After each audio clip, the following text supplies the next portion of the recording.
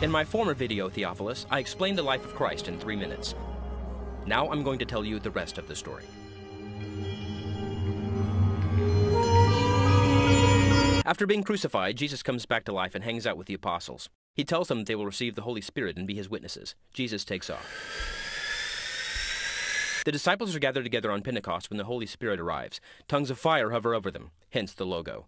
The disciples speak in tongues. Peter preaches the first sermon. 3,000 people get saved. God 1, Satan 0. The end of Acts chapter 2 is written, providing mission statements for churches in the 21st century. Peter heals a lame man and preaches another sermon. Another 2,000 people get saved. Peter and John are thrown in jail. They are released.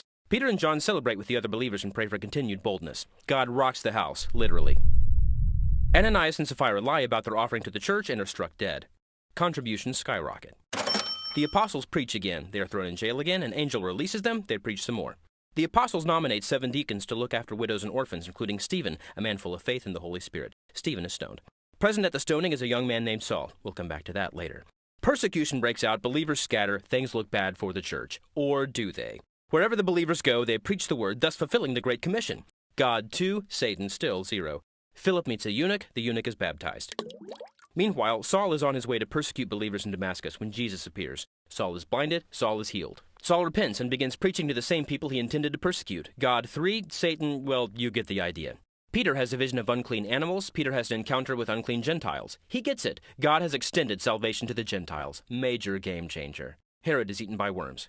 Barnabas and Paul start working together, traveling and preaching the word. By the way, I'm going to call Saul Paul now. I don't have time to explain why.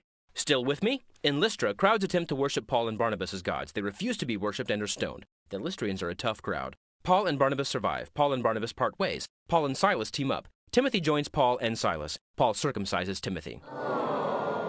Paul receives a vision of a man from Macedonia asking for help. The party leaves for Macedonia. Spoiler alert, they are thrown in prison yet again. They sing. An earthquake loosens their shackles, but they stick around to lead the jailer to Christ. Yada yada yada, more preaching.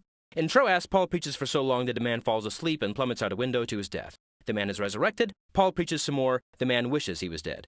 Paul returns to Jerusalem, where he is promptly arrested again. He is visited by the Lord, who assures him that Paul will testify about him in Rome. Paul feels better. Paul is transferred to Caesarea, where his case is caught up in red tape for 2 years. Finally, Paul appeals to Caesar and is put on a fast ship to Rome. The shipwrecks. Paul is bitten by a snake. At last, Paul makes it to Rome. He is placed under house arrest and continues to preach the gospel while awaiting trial. And that is all we know of Paul's story. Somewhere in there, he finds the time to write a few letters. Today, they comprise much of the New Testament. The New Testament is also where you'll find the book of Acts. The end.